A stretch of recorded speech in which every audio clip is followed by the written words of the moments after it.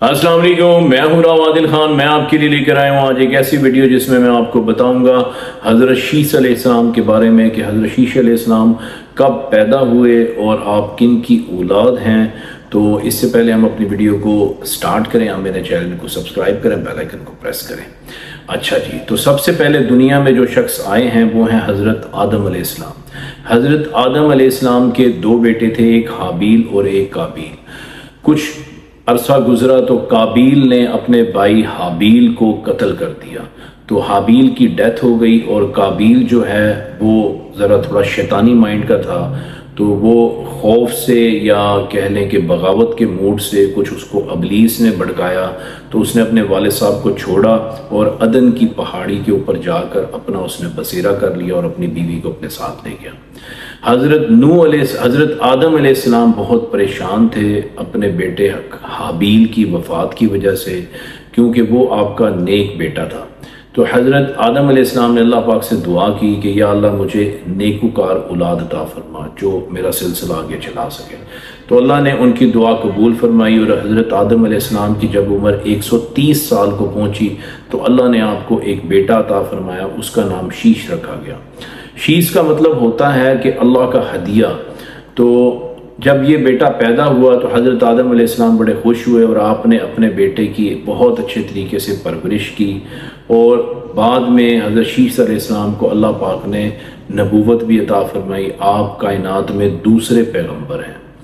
تو اللہ پاک نے دنیا میں جب سے دنیا قائم ہوئی ہے 4 کتابیں اور 100 صحیفے نازل کی ہیں۔ ان 100 صحیفوں میں 50 صحیفے صرف حضرت شیس علیہ السلام کے اوپر نازل کیے گئے۔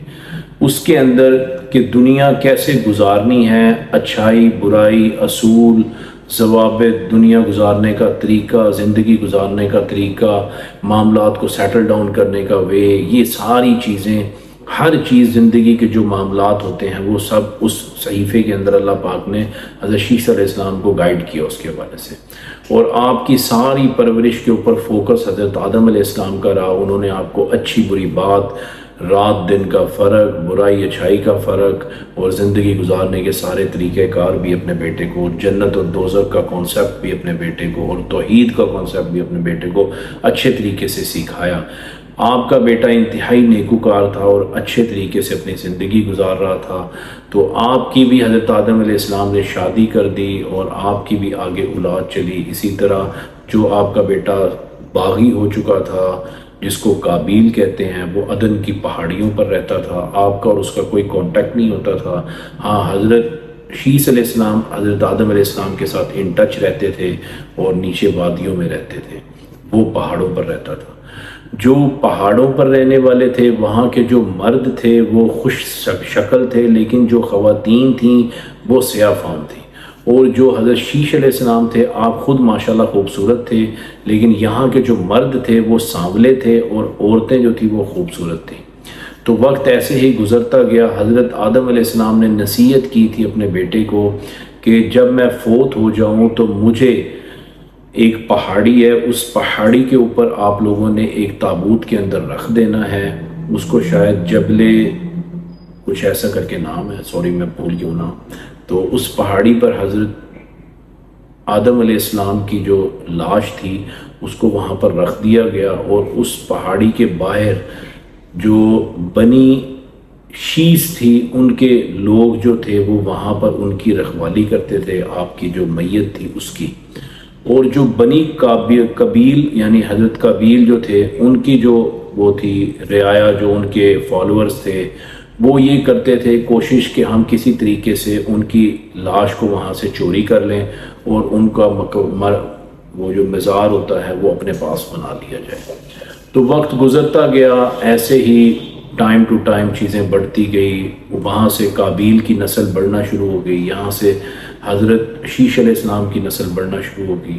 حضرت شیس علیہ السلام کی نسل جب بڑھتی گئی، آپ کو کیونکہ ایڈوائس یہ ملی تھی کہ آپ نے حضرت آدم علیہ السلام کو اس وقت تک نہیں دفنانا جب تک طوفان نوح نہیں آ جاتا، کیونکہ حضرت آدم علیہ السلام نے فرمایا تھا کہ اس زمین کے اوپر ایک بہت بڑا طوفان آئے گا، جب وہ طوفان رک جائے گا، ختم ہو جائے گا، اس کے بعد مجھے شام میں جا کر دفنانا ہے۔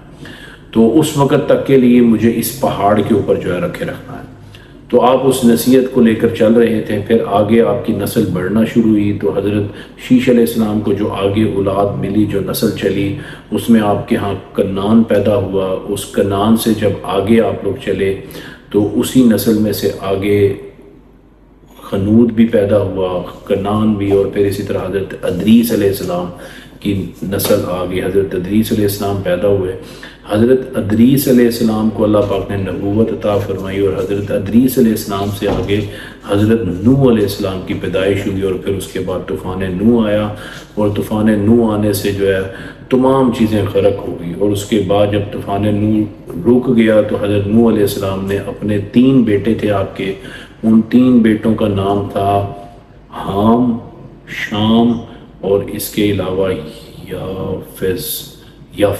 یہ 3 بیٹے تھے۔ آپ نے دنیا کو 3 حصوں میں تقسیم کیا۔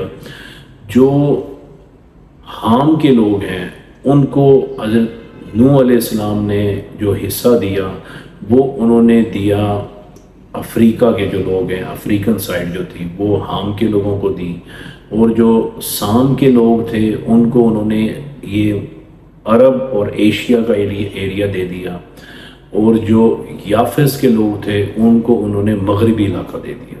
تو یہ علاقے اس طرح کر کے ڈیوائیڈ ہو گئے، اور اس کے اکارڈنگلی آگے اب دنیا چلتی آ رہی ہے۔ ہم لوگ کے لیے سام سے ہیں، اور جو افریقہ والے ہیں وہ حام سے ہیں، اور جو یورپ والے ہیں وہ یافس سے ہیں۔ تو بہرحال اس سے پہلے کہ یہ مرجنگ کیسے ہوئی، وہ ایک جنگ تھی جو دنیا میں سب سے پہلے ہوئی۔ وہ جنگ درمیان میں ہوئی تھی حضرت قابیل اور حضرت شیش علیہ السلام کے درمیان۔ قابیل یہ چاہتا تھا کہ ان کے بیٹے کی شادی حضرت شیش علیہ السلام کی بیٹی سے ہو جائے، کیونکہ جو شیش علیہ السلام کی جو رعایا تھی، جو اولادیں تھیں، وہ ماشاءاللہ بہت خوبصورت تھیں۔ تو ایک روایت میں ایسے بھی آتا ہے کہ ابلیس ایک غلام بن کے آیا تھا اور اس نے ایک بانسری بجانا شروع کی، تو پہاڑ کے اوپر جو لوگ رہتے تھے یعنی قابیل کے جو لوگ تھے وہ مرد حضرات نیچے آئے وہ بانسری سننے کے لیے۔ جب وہ نیچے آئے تو انہوں نے خوبصورت لڑکیوں کو دیکھا، اور یہ ماجرا اوپر جا کر جب بتایا تو قابیل کے لوگوں نے ان کی ایک لڑکی اغوا کر لی۔ پھر اس کے بعد حضرت شیش علیہ السلام نے جنگ کا اعلان کیا، اور پھر قابیل کے لوگوں کے ساتھ جنگ ہوئی، اور آپ کو فتح نصیب ہوئی اور ان کو غرق کر دیا گیا۔